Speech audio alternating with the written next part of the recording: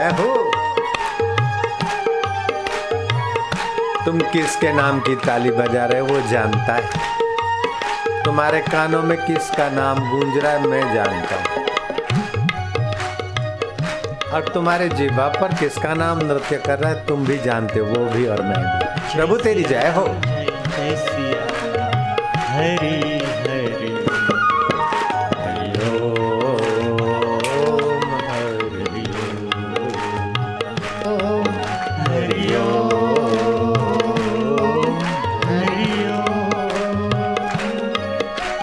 मुनि मन रंजन भव भय भंजन हरि हरि ओम कलिमल हारण भव जगतारण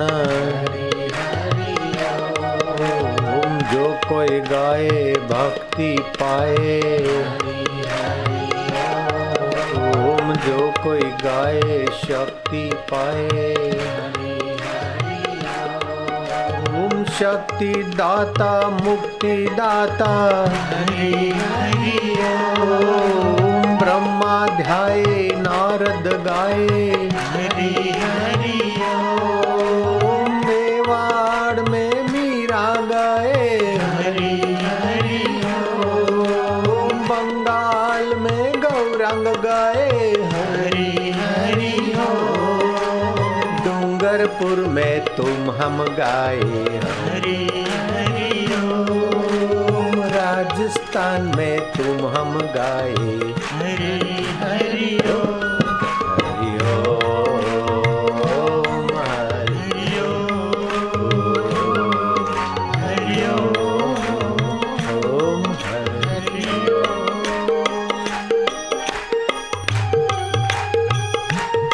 प्रभु तेरी जय हो। जो पाप ताप को हर लेता है अपनी कृपा और पुण्य भर लेता है उसी परमेश्वर का नाम है हरि। और ओम जो सबका आत्मा होकर बैठा है विष्णु ब्रह्मा महेश और तुम्हारा हमारा वह ओम स्वरूप ईश्वर। जय सिया राम जय जय सिया राम। हरि हरि हरि ओम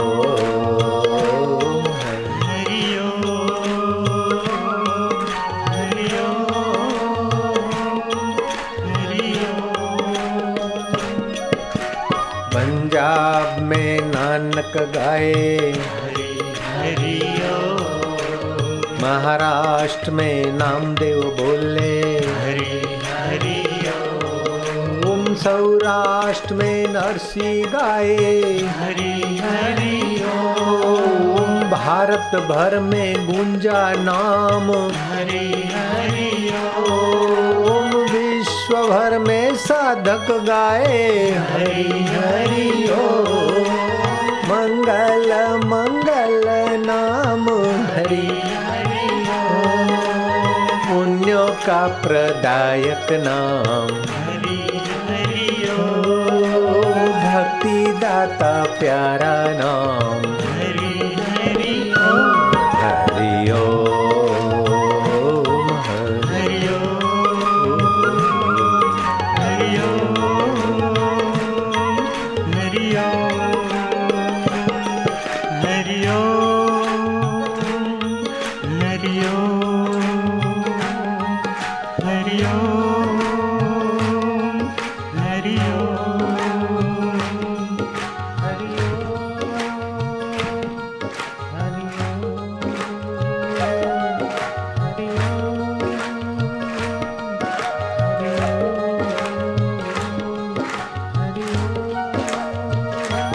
डूबते जाओ खोते जाओ हरि के होते जाओ। दुनिया का बनकर देख लिया प्रभु का बनकर देख जरा।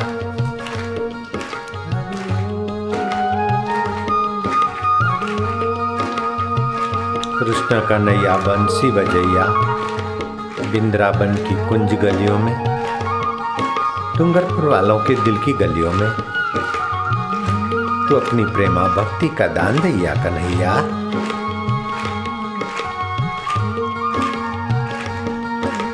तुम्हारी रग रग पावन हो रही है।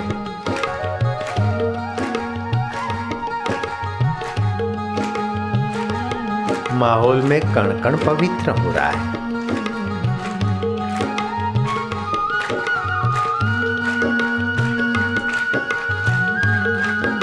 जाम पर जाम पीने से क्या फायदा? रात बीती सुबह को अल्कोहल अभागी उतर जाती। तू हरि नाम की प्यालियां पिया कर रही, तेरी सारी जिंदगी सुधर जाती है, सुधर जाती है। हाँ, बहुत बढ़िया, मंगल ही मंगल।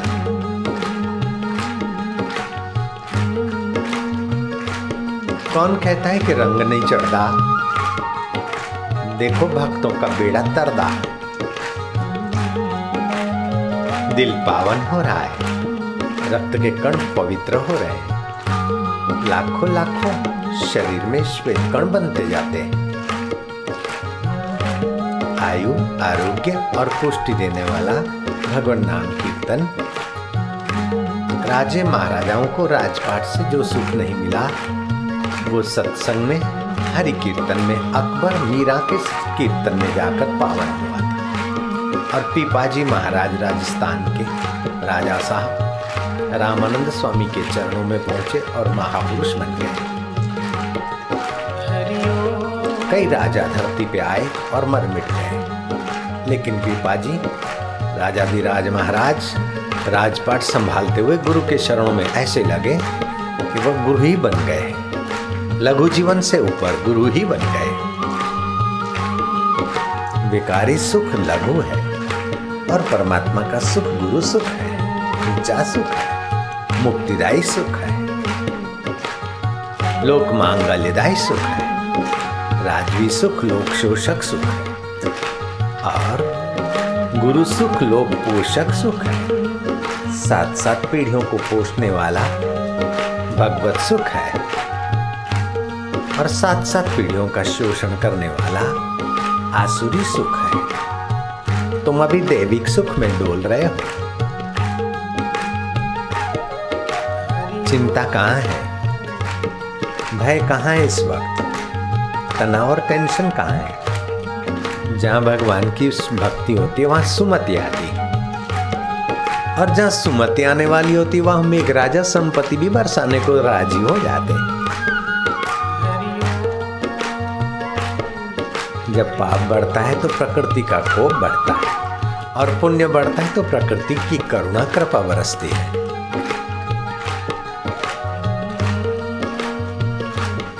हरि ओम प्रभु ओम शिव ओम राम ओम श्याम ओम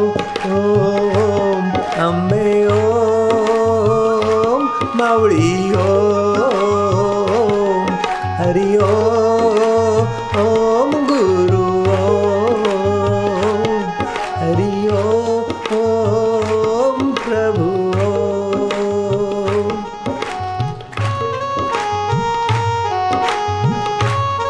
आनंद है।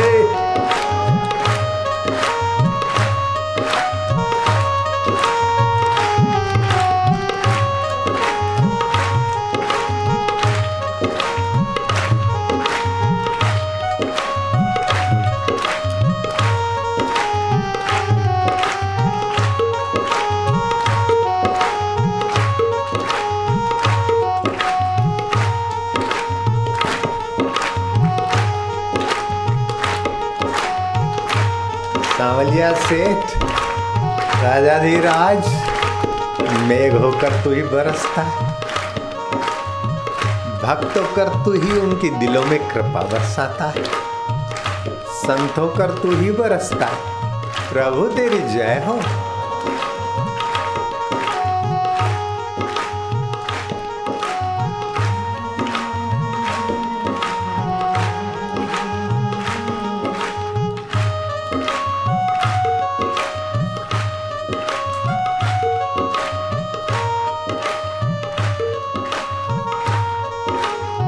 भागवत की पूर्णाहुति के समय नारद जी प्रकट हुए। इंद्र मृदंग बजाने लगे, नारद बीना। तो तो वो बांके बिहारी चुप कैसे रहे, उसने भी बंसी का नाद छेड़ दिया अज्ञात। तो सुखदेव मुनि चुप कैसे रहे, वे भी भाव भगिनियों में।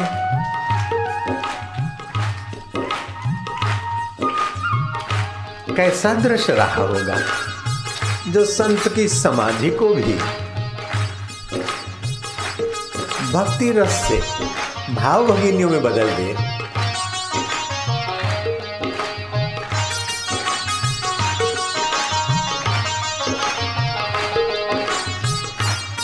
जय हो।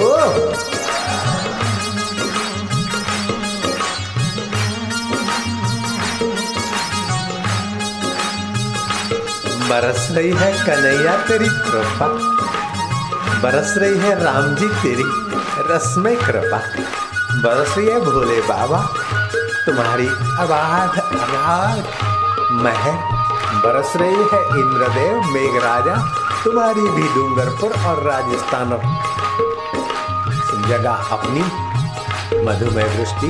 जय हो।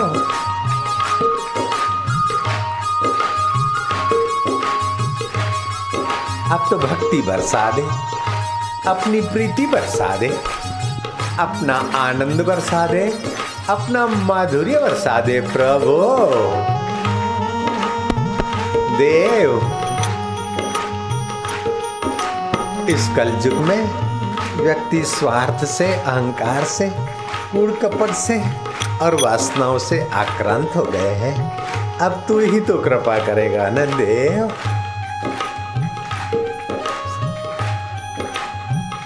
सभी का मंगल, सभी को सुख देने वाली, सभी के अपराधों को क्षमा करने वाली हे भक्ति देवी, हे मातेश्वरी, हे योगेश्वरी, हे परमेश्वरी, तू डूंगरपुर पे अपनी विशेष कृपा बरसा दे। आसपास के इलाकों को भी अपनी भक्ति रस से भर ले माँ। सभी को अपने प्रेम भरे आंचल में ले लेना।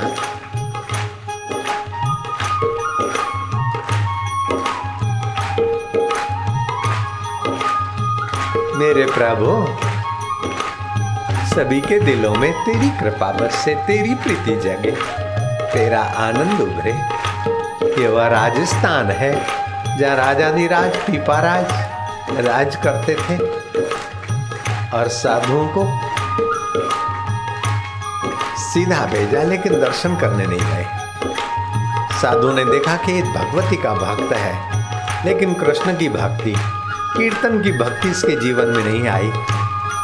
साधुओं ने भोजन तो किया, लेकिन पीपाजी महाराज राजाधिराज पर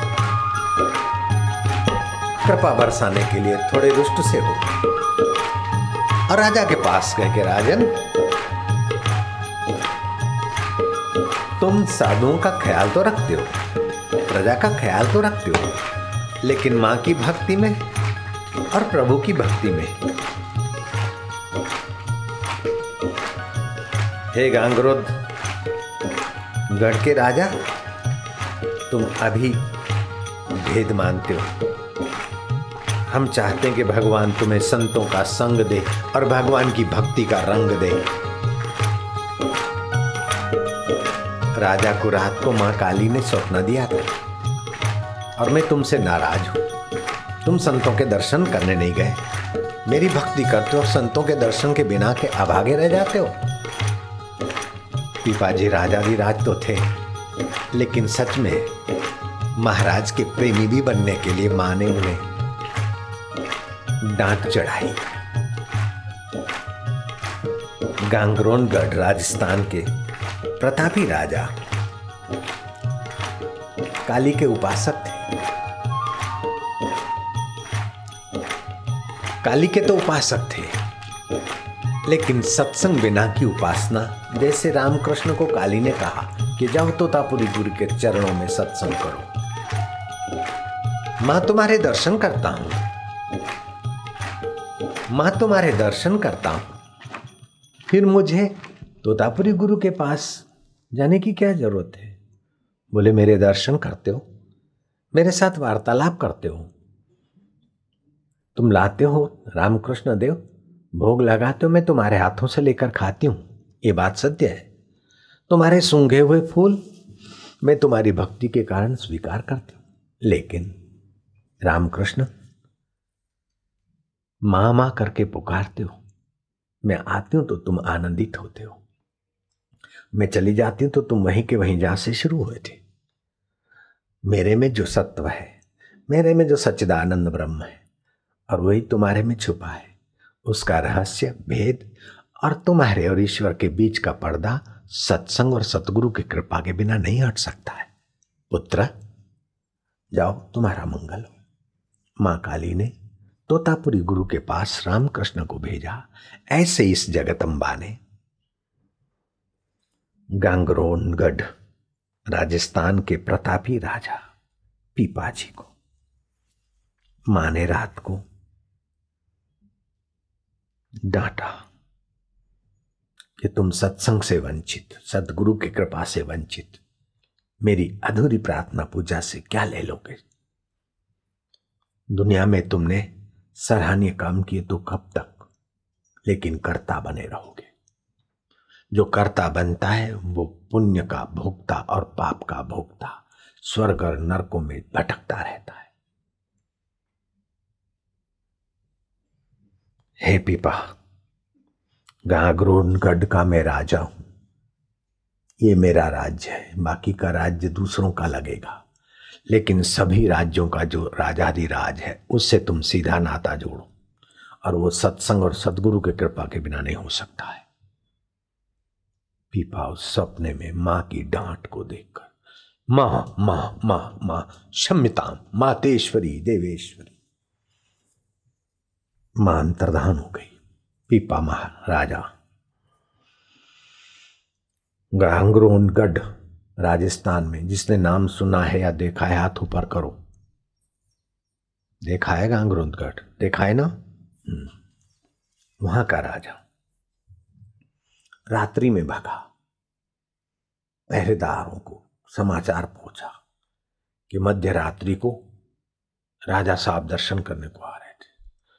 पहरेदार कुल्ला किया, न मुंह पूछा न पूछा, तैयार हो गए। पुजारी को खबर गई, दरवाजा खोला, मां के सामने गांगरोनगढ़ के राजा, अब राजा नहीं, एक निर्दोष बालक है। भक्ति रसमयी है, भक्ति अहंकार विसर्जित करने वाली माता है, भक्ति प्रेम का रस भरने वाली माता है। आज का मानव चरित्रों में फिसलता है, चरित्रहीन होता है, कर्मों में फिसलता है, विकारों में फिसलता है, अहंकारों में फिसलता है, वचनों में फिसलता है, वेगों में फिसलता है। उन फिसलने वाले को कोई थामने वाली है, बुराइयों पर अपनी करुणा कृपा का पर्दा डालने वाली है और उनकी अच्छाइयों को निखारने वाली है, तो वह है भक्ति माता। बालक के दोष नहीं देखती माँ। माँ उसे कहा जाता है जो हमारी गंदगी की ओर नहीं, हमारी कमियों की ओर नहीं, हमारी बेवफाइयों की ओर नहीं। माँ, माँ शब्द अपने आप में पर्याप्त है। जो हमारी ऐबों को न देखे, हमारी कमजोरियों को न देखे, अपनी करुणा कृपा से हमें पल्लवित करे, पोषित करे और भगवत स्वरूप तक मिलाए, उस देवी का नाम है भक्ति देवी माँ, भगवती देवी माँ। पुण्य का फल सुख है, पाप का फल दुख है, और बच्चे सुख दुख के थपेड़ों में जन्म जन्मांतर से भटक रहे हैं। भक्ति माँ का प्रागट्य हुआ है। मातेश्वरी नमः तस्यै या देवी सर्वभूतेषु करुणा रूपेण संस्थिताः। नमः तस्यै या देवी सर्वभूतेषु शक्ति रूपेण संस्थिताः। नमः तस्यै या देवी सर्वभूतेषु मातृ रूपेण संस्थिता। माँ माँ माँ करके पीपाजी चरणों में पड़े।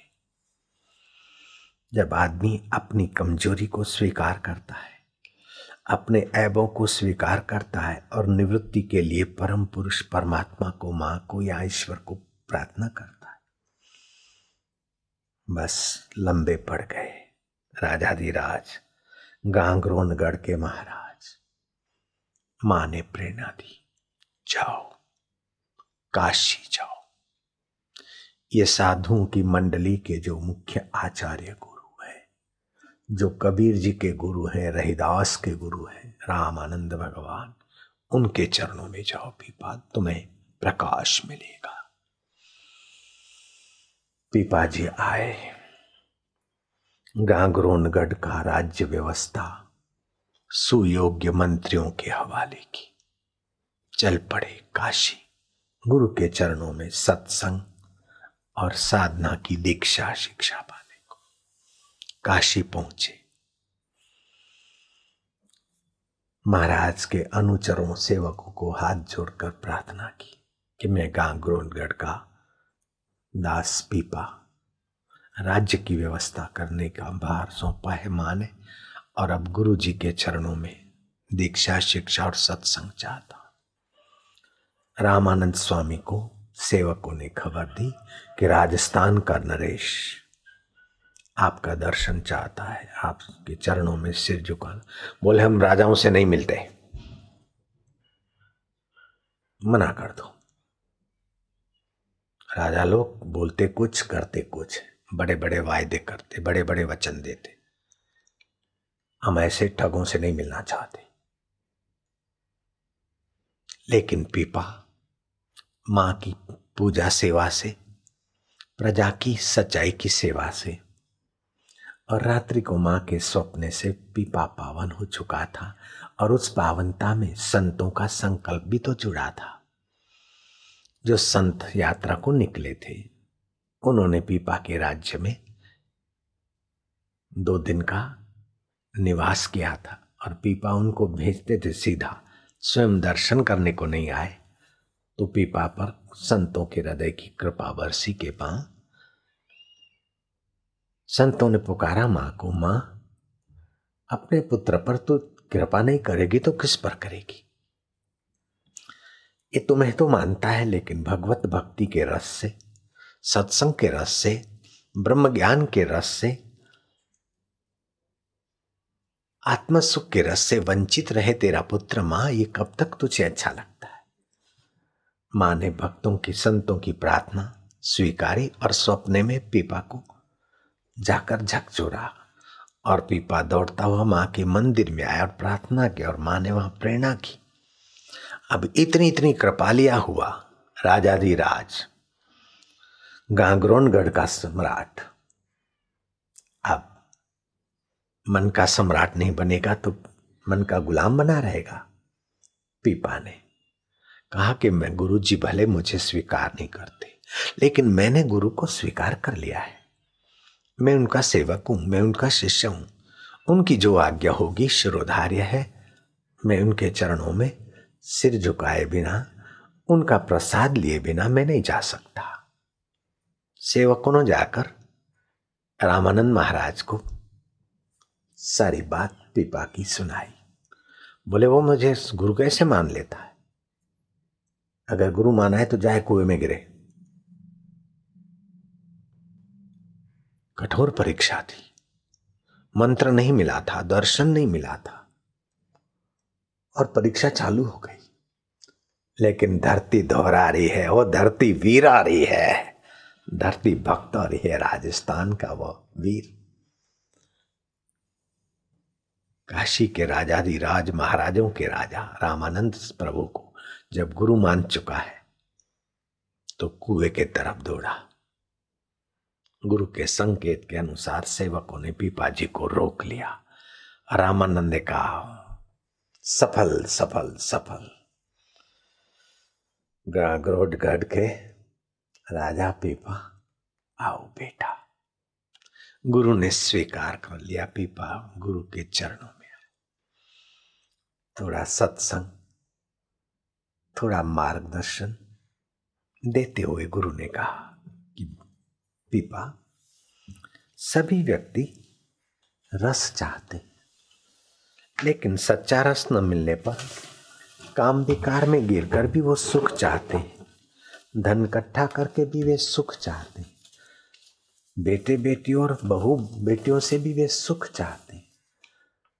कुछ लोग गलत काम करके भी सुख ही चाहते हैं। पीपा, संसार में कोई नास्तिक नहीं, सभी सुख के भगत हैं, सभी का इष्ट सुख है। देसी हो विदेशी हो, पापी हो पुण्यात्मा हो, सब सुख के लिए ही चेष्टा करते। लेकिन जो आर्य है, जो सुधरा हुआ है, सुधरा हुआ वह है जो सच्चे सुख के तरफ चलने का इरादा पक्का करता है। पीपा, यथाचरम यथाशास्त्रम च यथाचित्तम यथास्थितम व्यवहारम उपादते यह स आर्य इति स्मृता।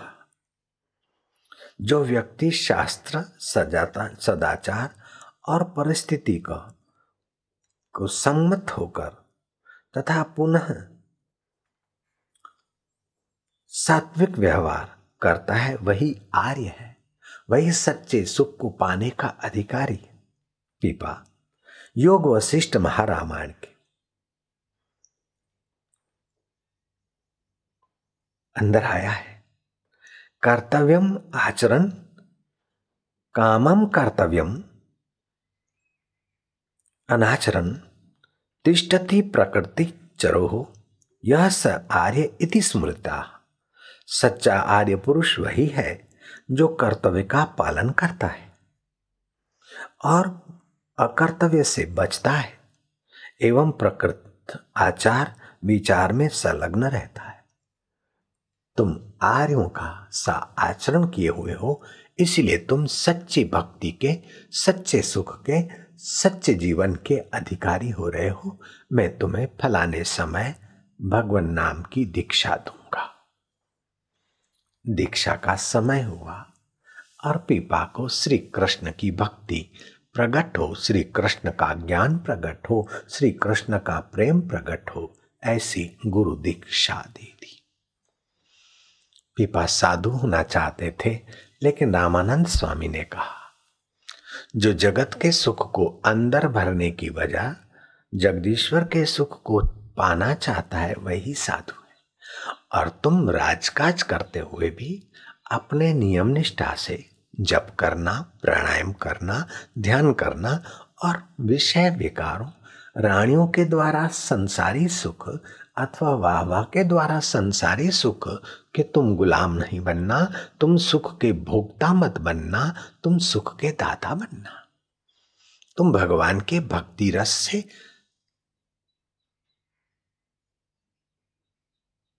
आज्ञा मानोगे? बोले गुरुवर, जो आज्ञा आपकी। बोले तुम भगवान की भक्ति रस से अपने को तो भरोगे, लेकिन अपने राज्य को, राजस्थान को,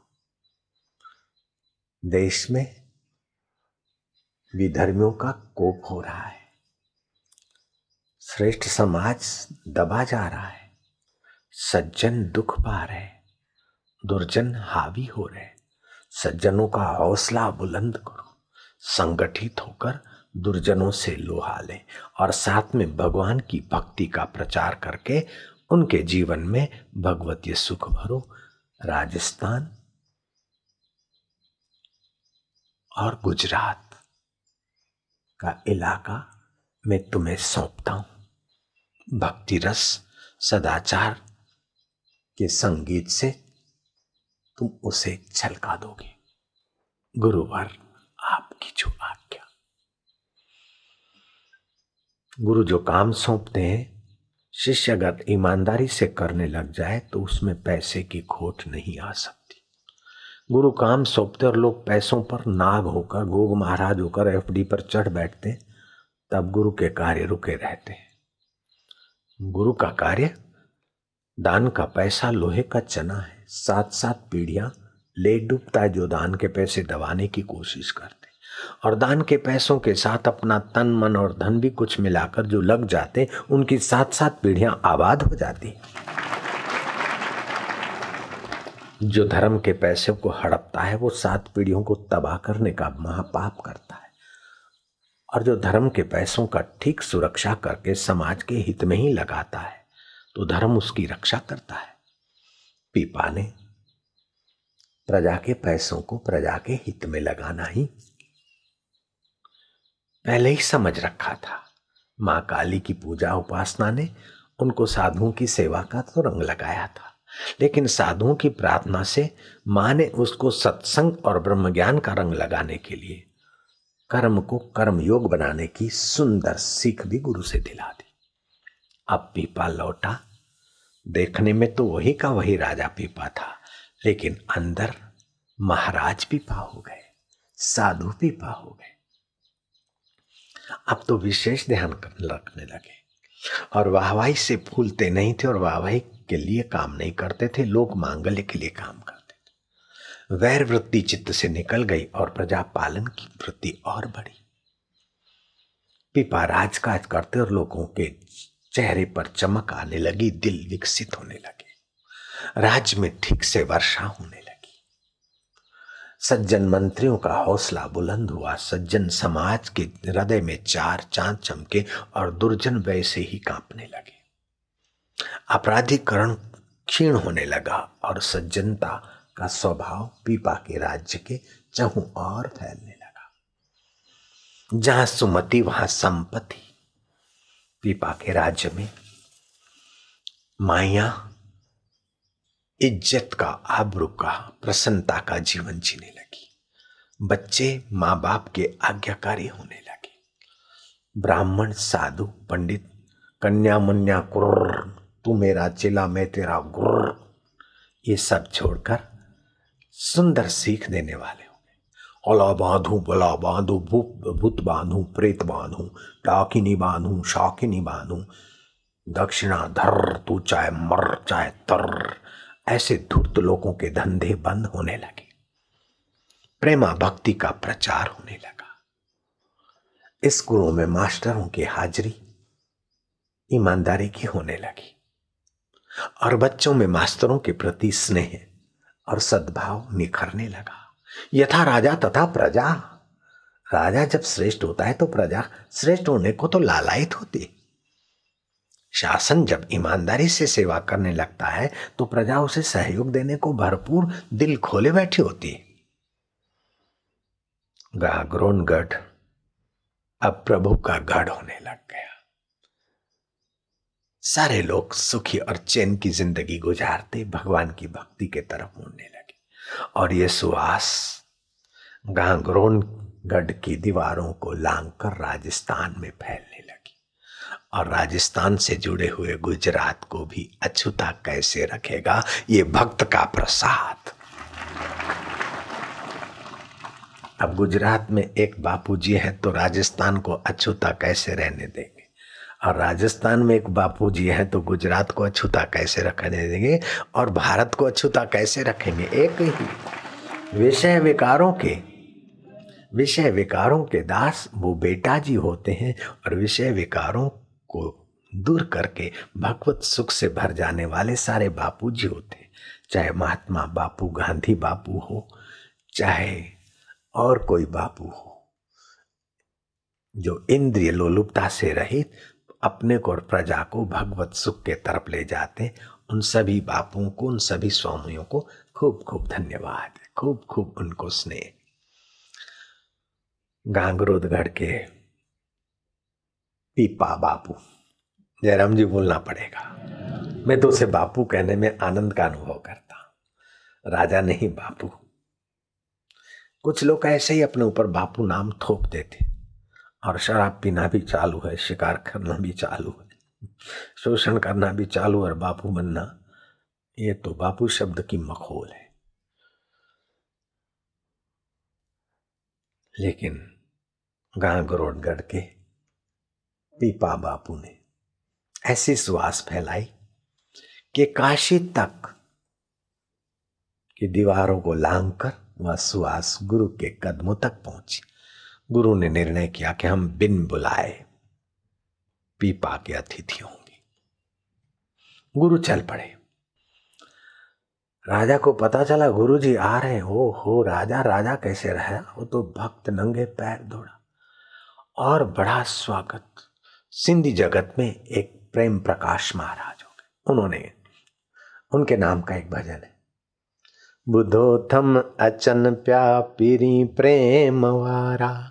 वो पीरी प्रभु के प्यारे, प्रभु से प्रेम कराने वाले संत आ रहे। इंदा जय गाड़िय में पीरी प्रेम वारा, चुमा तैं गाड़िय जा हुफी था फिरण वारा। बुधो थम अचन प्या पीरी प्रेम वारा। पिरन जय अचण जी, प्रीमाना वो संत भगवान गुरु महाराज। पिरन जय अचण जी जिनी जय खबर आ। उन संतों के आने की जिन्होंने खबर दी है। घोरिया तिन था मोती, कुर्बान करूं उनके सिर पर से मोती, कि संत आ रहे हैं जिन्होंने खबर दी है। पिरन जय अचण जी जिनी जय खबर आ। घोरिया तिन ता मोती हिरन जा हंबारा। बुधो थम अचन प्या हो पिरी प्रेम वारा।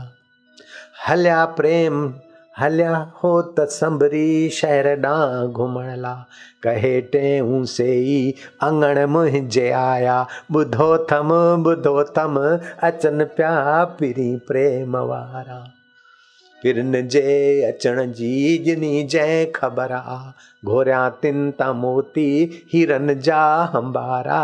बुधो थम अचन प्या पिरी प्रेम वारा। सुना है कि आ रहे हैं वो भगवान से प्रेम कराने वाले सच्चे प्रभु के प्रेमी संत आ रहे हैं।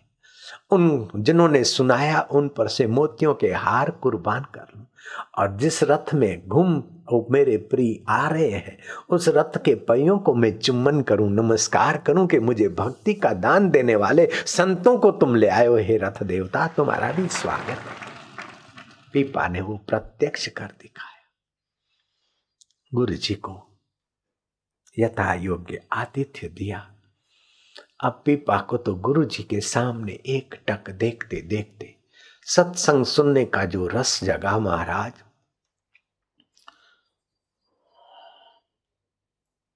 गोधन गजधन और रतन धन खान, जो आया संतोष धन, आत्म संतोष, अपने आप में सुख मिल रहा है भक्ति का, सब धन धूल समान। पीपा का ऐसा भक्ति भाव बढ़ा जैसे इस युग में मोरारजी भाई देसाई रमन महर्षि के चरणों में जाकर बैठते थे। अमेरिका में मेरा प्रवचन था।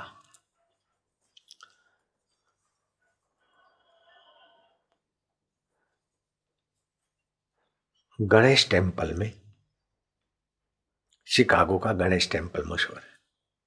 वहां मुझे लोगों ने बताया कि मोरारजी भाई यहां बोल के गए कि मैं कलेक्टर से लेकर ऊंचे ऊंचे पदवियों से पहुंचते पहुंचते प्रधानमंत्री बना हूं, लेकिन मुझे वो सच्चा सुख नहीं मिला जो रमन महर्षि के चरणों में सत्संग में मुझे मिला है। उसकी बराबरी प्रधानमंत्री पद पर होने पर भी वो सुख की बराबरी नहीं हो सकती।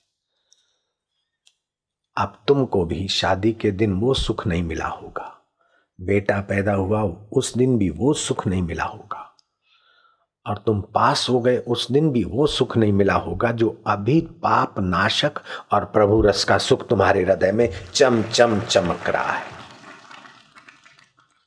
ऐसे लोगों को भगवान शिव, ऐसे लोगों के लिए भगवान चंद्रशेखर कहते हैं। हे पार्वती, उनकी माता धन्य है, उनके पिता धन्य है, उनका कुल और गोत्र धन्य है, जिनके हृदय में गुरु भक्ति है, गुरु ज्ञान है, गुरु के देवी कार्य करने की ईमानदारी की तत्परता है। मैं तो चाहता हूं कि इस राजस्थान के भक्तराज गांगरोध गढ़ के पीपाजी के पुण्य कथा से डूंगरपुर, सागवाड़ा, बांसवाड़ा तो क्या पूरा राजस्थान फिर से अपनी मधुमय स्मृति बनाए। कवि ने गाया है द्वारकाधीश की स्तुति में,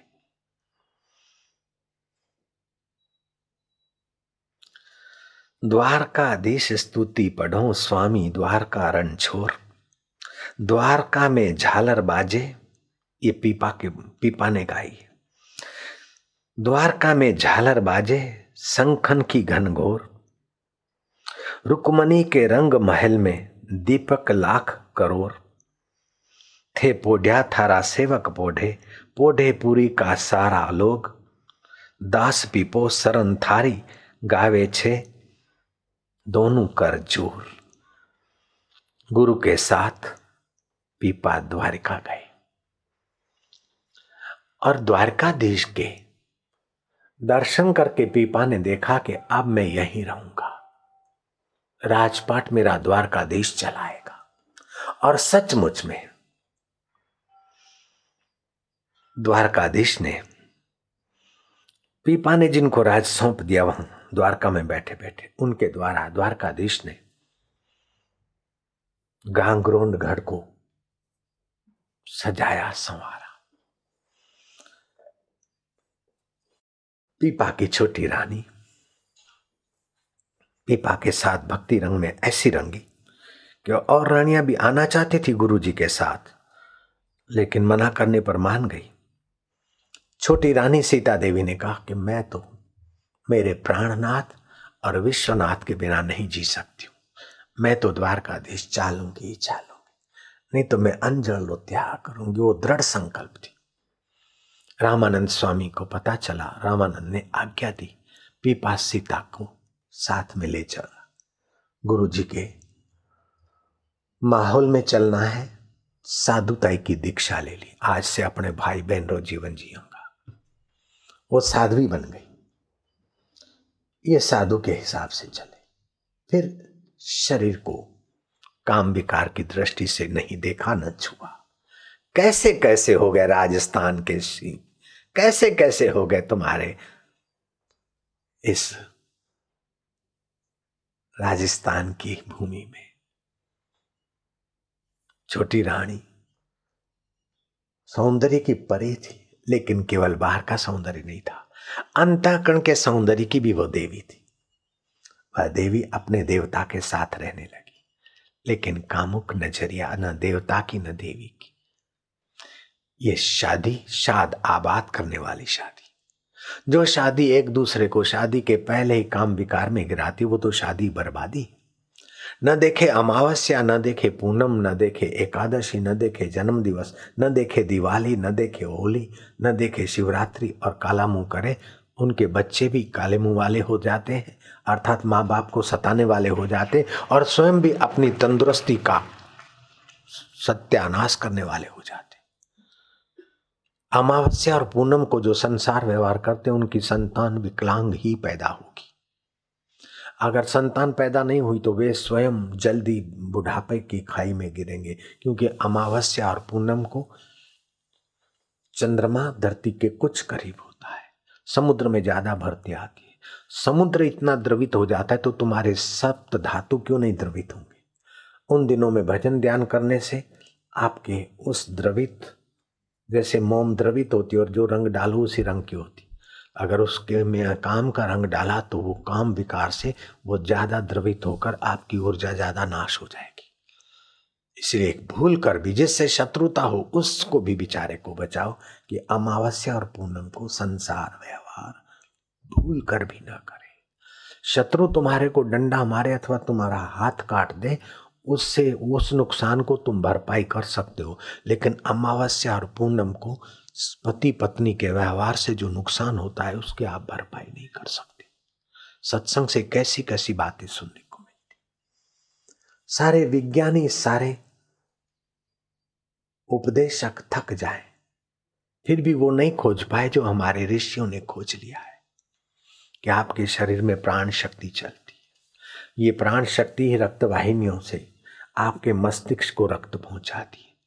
बगासा क्यों आता है, जमाई क्यों आती है, कि जब प्राण शक्ति थोड़ी थकती है, रक्त का संचार नहीं होता, उस वक्त व्यवस्था है रक्त संचार की, प्राण का संचार ठीक से हो। तो ऋषियों ने यह भी खोज लिया कि तुम जब सुबह की दिनचर्या पेट साफ करने को शौचालय में लेटरिन में जाते हो, उस वक्त आपकी प्राण शक्ति अगर ऊपर ही रहेगी, ऊपर भी घूमती रहेगी, तो आपके पेट की सफाई में कुछ कमी रह सकती है। आप अपना सिर ढक लीजिए और कान ढके, ऐसा कुछ वस्त्र टोपी बना लीजिए। जब लेटरिन में जाए तो वह टोपी पहन लीजिए, जिससे प्राण शक्ति पेट के तरफ विशेष काम करने लगे। आपका पेट तो साफ होगा, लेकिन पेट साफ होते समय जो शौचालय में बदबू होगी वो कान के द्वारा और ज्ञान तंतु के द्वारा आपके दिल दिमाग का हौसला दबाए नहीं। इसलिए दो फायदे होंगे। एक तो आपकी बुद्धि में सात्विकता की रक्षा होगी और आपका हौसला बुलंद रहेगा, और दूसरा आपकी पेट की सफाई ठीक रहेगी। खाली टोपी पहनने की बात बता दी, कितना फायदा हो गया। अमावस्या और पूनम और शिवरात्रि, होली और दिवाली, इन दिनों संसार व्यवहार करने से कर्ता के सातों धातु अधिक से अधिक क्षीण होते हैं और कर्ता जल्दी बूढ़ा होगा, छोटी मोटी बीमारियों का शिकार बनता रहेगा। ये सत्संग में दो बातें अगर हमारे गांठ में हमने बांध ली तो करोड़ों रुपए की दवाइयां वो हमारी रक्षा नहीं कर सकती, जो सत्संग के दो वचन हमारी रक्षा कर लेते हैं। पीपा और उनकी धर्मपत्नी। अमावस्या पूनम तो क्या, अब देख लिया संसार। अपने को सताने का नाम है संभोग। संतान प्राप्ति के लिए कर लिया, हो गया। बाकी अपने को सताकर पत्नी की कमर तोड़, पति की कमर तोड़ कार्यक्रम से आप सदा के लिए उपराम हो गए। मेरे आश्रम में शिविर लगती है, हजारों ऐसे गृहस्थी आते हैं कि बापूजी हम 6 महीने तक ब्रह्मचर्य पालेंगे।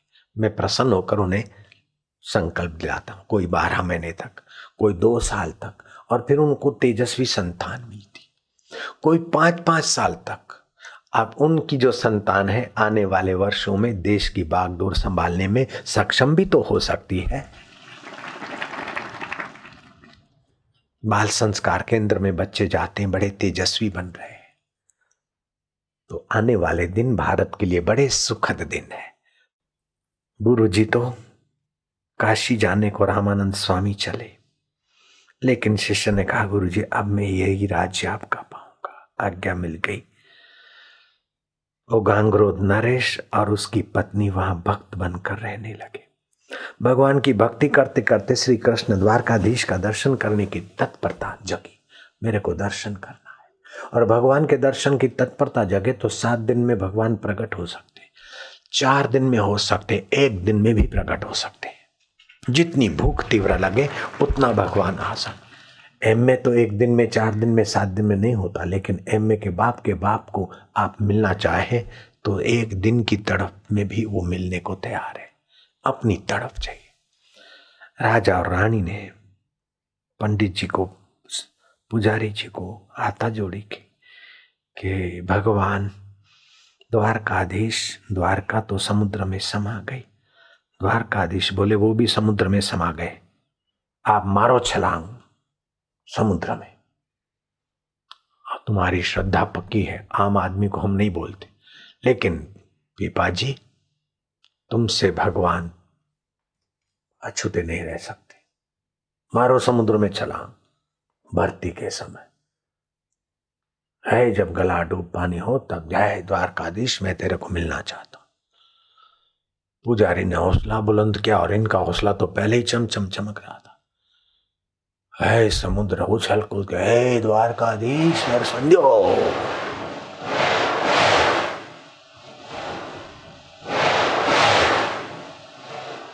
समुद्र की मोटी लहरों में देखते देखते राजस्थान का सच्चा नरेश सत्य स्वरूप श्री कृष्ण के दर्शन में खो गया विशाल उदधि में। किसी ने कहा कि कैसी भक्ति है, कैसी दृढ़ता है। किसी ने कहा कैसी बेवकूफी।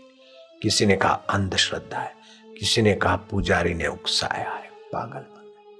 किसी ने कहा नहीं नहीं, वो सूझबूझ के धनी थे। किसी के उकसाने से जाने वाला व्यक्ति विफल होता है, वो अपनी ओर से भी तो गए। किसी ने कुछ अनुमान बांधे के दर्शन करके चलो शाम की 12 घंटे के बाद की भर्ती में आए तब माने। 1 12 घंटे, 2 12 घंटे, 3, 4, 5, 10, 12 घंटे हो गए।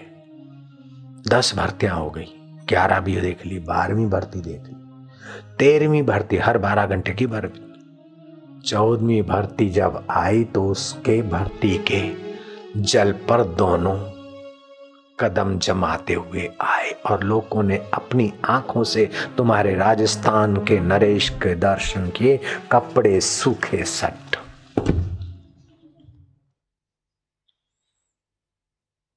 आज का विज्ञान ये बात मानने को तैयार नहीं होगा, लेकिन भक्ति के जगत में ऐसे ऐसे चमत्कार होते हैं कि विज्ञान को भी सिर खुजलाना पड़ता है। मूर्तियों ने दूध पिया था, तुमने हमने देखा सुना है। ये इस युग की बात है, इसी संबत की बात है। मेरा आगरा में प्रवचन था, उस दिन ये मूर्तियों ने दूध पीने की बात अखबारों में आई और मेरे से भी लोगों ने पूछा। असंभव कुछ नहीं ईश्वर की सृष्टि में, वो कर्तुम शक्यम अकर्तुम शक्यम अन्यथा कर्तुम शक्यम। पीपा जी से पूछा कि आप 7 दिन समुद्र में कैसे खो गए, जिंदे कैसे रहे?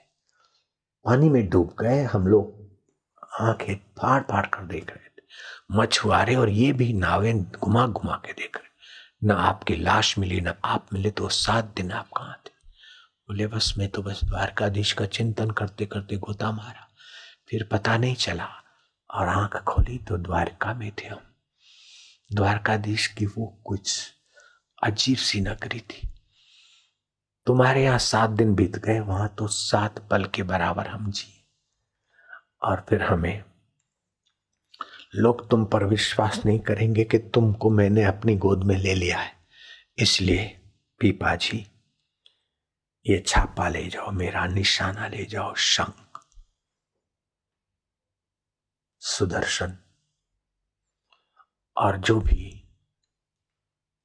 द्वारका में दर्शन करने को आएगा इस तुम्हारे चिन्ह के छापे से अपने पे छापा करवाएगा, वो भी इस लोक में गोलोक में आ जाएगा। तब से द्वारका में प्रथा पड़ी कि जो द्वारकाधीश का दर्शन करने जाए वो पीपा जी ने दिया हुआ जो छापा है, जो सिंबल है, उसका छापा लगवाए। ईश्वर की भक्ति के आगे साइंस बिचारी नन्ही पड़ जाती। ईश्वर के प्रेम के आगे संसार का वैभव तुच्छ हो जाता है। प्रेम न खेतों उपजे, प्रेम न हाट बिकाए, राजा चहो प्रजा चहो शीश दिए ले जाए। ये आपके डूंगरपुर के पास वाले एक्सीडेंट हुआ था, भाई खड़े हो जाओ, डॉक्टरों के बश का नहीं था। कोई सोच नहीं सकता कि आदमी जिंदा बचेगा। तुम्हारे सामने है ये आदमी जिंदा, और इसको क्या क्या अनुभव हुए आज या तो कल में इनके द्वारा ही आप सुनना। इनका नाम ठान आप जानते होंगे, नहीं तो पूछ लेना और इनको कसम डाल के पूछना भगवान की कैसी कैसी कृपा हुई। अभी आपके सामने जिंदा तो है ना, इतना तो आप मान रहे, भाई हाथ ऊंचा करके राम राम कर दो। कैसा भारी एक्सीडेंट हुआ था और अभी हंस रहे हैं और आपके सामने जिंदा है। ये आए थे मत्था टेकने, मैं क्या भगवान की कृपा हुई। बोले बापूजी अब हमारे डूंगरपुर के तरफ में क्या, ठीक है तुम समिति सब मिलकर डूंगरपुर का सत्संग करते हो तो मैं तारीख दे देता हूँ। दे दी तारीख और हो रहा है सत्संग। भगवान ने इनको चमत्कार दिखाया। जब ऐसे संसार में गला डूब संसार में डूबे हुए व्यक्ति को भगवान अपनी कृपा का अनुभव करा सकते, तो पीपा जैसे पवित्र महात्मा को भगवान ने अपने लोक का दर्शन कराया, इसमें क्या बड़ी बात। बैठो। एक कवि ने गाया, पीपा ना होते धरणी पे, हिंद गावेणा अंधेरो छा जातो, ये काल कठोरी दा मुख में ओ सारो देश समा जातो। पीपा ने यवनों के कुप्रभाव से, विधर्मियों धर्मांतरण वालों के कुप्रभाव से प्रजा को बचाया और सच्ची भक्ति, सच्चा ज्ञान और सच्चा भागवत धर्म समझाया। मैं तो उन सभी को शिव जी के तरफ से धन्यवाद देता हूँ जो इस देवी कार्य में तन से, मन से, धन से या किसी को सत्संग में ले आते हैं, वे भी भगवान की कृपा के पात्र बनते। जो एक एक कदम चलकर कथा में आता है, एक एक यज्ञ करने का फल होता है। जो बैठकर सुनता है उसका भक्ति योग फलित होता है, विचारता है उसका ज्ञान योग फलित होता है। तो कर्म योग, भक्ति योग, ज्ञान योग और सत्संग में कीर्तन होता है, जप योग, चार चार योग करने का अवसर सत्संग में है।